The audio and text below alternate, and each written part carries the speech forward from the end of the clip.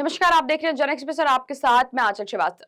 सावन का महीना चल रहा है और योगी सरकार का मानना है कि इस दौरान कावड़ियों को शुद्ध शाकाहारी भोजन मिले। इसके लिए सरकार ने कावड़ मार्ग में दुकानदारों और ढाबे वालों को क्यूआर कोड लगाने का निर्देश दिया था। सावन में बहुत बड़ी संख्या में श्रद्धालु नॉनवेज से परहेज करते हैं और यहाँ तक कि कुछ लोग तो लहसुन प्याज तक से दूरी बना के रखते हैं और शायद इसीलिए सरकार ने क्यूआर कोड प्रणाली लागू की थी। कई श्रद्धालुओं की शिकायत रहती है कि उन्हें अनजाने में कई ऐसी दुकानों से सामान लेना पड़ता है जिसके बारे में उन्हें पता तक नहीं होता कि वो किस धर्म के हैं। श्रद्धालुओं को शक रहता है कि दूसरे धर्म के लोग कहीं उनके भोजन को अशुद्ध ना कर दें, इसीलिए सरकार की तरफ से क्यूआर कोड सिस्टम लागू किया गया है। क्यूआर कोड को स्कैन करके आप आसानी से पता लगा सकते हैं कि दुकानदार और ढाबा संचालक का क्या नाम है और वो किस धर्म के हैं। इसी आधार पर श्रद्धालु अपने लिए खाने का और सामान खरीदने का फैसला लेते हैं। लेकिन योगी सरकार की तरफ से कावड़ मार्ग पर दुकानदारों को जो क्यूआर कोड लगाने के निर्देश दिए गए, उसको सुप्रीम कोर्ट ने काफी गंभीरता से लिया और यूपी सरकार को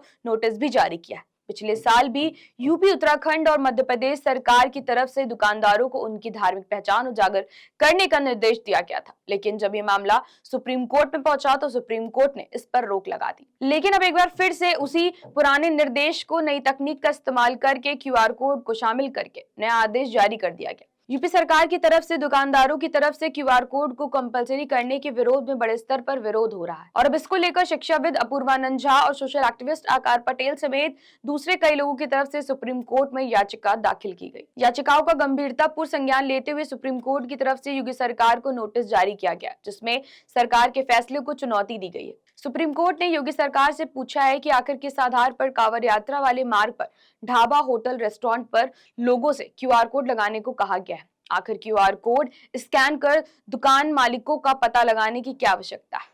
जस्टिस एमएम सुंदरेश और जस्टिस एन कोटेश्वर सिंह की बेंच से शिक्षाविद अपूर्वानंद झा और अन्य लोगों की ओर से दायर जनहित याचिका पर सुनवाई की। बेंच ने योगी सरकार को नोटिस जारी करके जवाब दाखिल करने को कहा है। सुप्रीम कोर्ट की तरफ से पिछले साल ही दुकानदारों की पहचान उजागर करने पर रोक लगाई थी। भाजपा शासित 3 राज्य जिसमें यूपी, उत्तराखंड और मध्य प्रदेश शामिल है, यहाँ की राज्य सरकारों को फटकार लगाई गई थी। सुप्रीम कोर्ट ने इसे निजता का उल्लंघन मानते हुए इस फैसले पर रोक लगा दी थी। पिछले साल ही कावड़ मार्ग में पड़ने वाले होटल, ढाबा मालिकों और कर्मचारियों को अपना परिचय बताने के लिए पूरी डिटेल डिस्प्ले करने को कहा गया था, लेकिन तब सुप्रीम कोर्ट ने इसको गलत बताकर इस पर रोक लगा दी थी। लेकिन अब फिर से इस तरह का फैसला लेने का मामला एक बार फिर से सुप्रीम कोर्ट की दहलीज तक पहुंच गया। याचिकाकर्ता पूर्वानंद झा ने उत्तर प्रदेश सरकार की तरफ से 25 जून को जारी किए गए निर्देश को सुप्रीम कोर्ट में चुनौती दी, जिसमें कावड़ मार्ग में दुकानदारों को क्यूआर कोड लगाने को कहा गया। सरकार की तरफ से नए नियमों में कावड़ मार्ग पर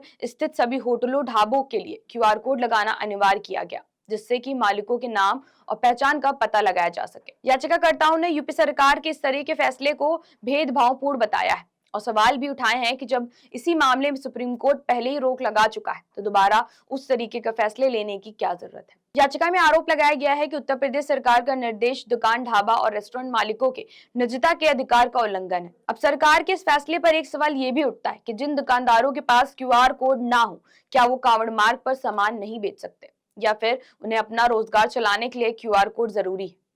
फिलहाल सुप्रीम कोर्ट की तरफ से इस याचिका पर यूपी सरकार को नोटिस जारी किया गया है। अब देखना यह होगा कि इसमें योगी सरकार की तरफ से सुप्रीम कोर्ट में क्या जवाब दाखिल किया जाता है। फिलहाल ऐसी देश और दुनिया की बड़ी खबरों पर नजर रखने के लिए जुड़े रहिए जन एक्सप्रेस के साथ। नमस्कार।